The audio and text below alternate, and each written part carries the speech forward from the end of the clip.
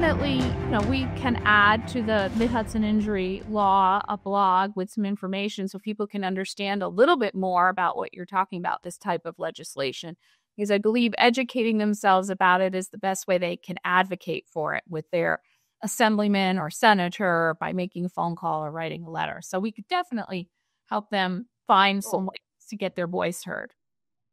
There's no shortage of tragic cases brought about by surviving family members to do exactly that.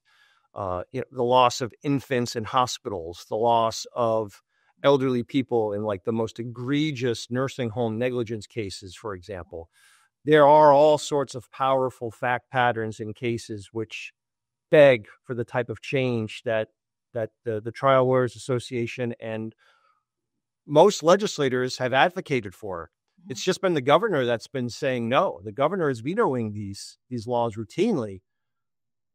I'm sure there's a perfectly justifiable reason in her mind to do this, but I can assure you that if this law was broadened to bring about the relief that so many of my clients in the past have had to endure, it would bring some measure of, I'll use the word satisfaction, maybe closure, but I'm not going to pretend that people who have lost people close to them, their loved ones, are going to be feeling a hell of a lot better about it just because they got a few more dollars. It's just more about accountability and responsibility and offering some measure of true value for how deeply they miss their loved ones.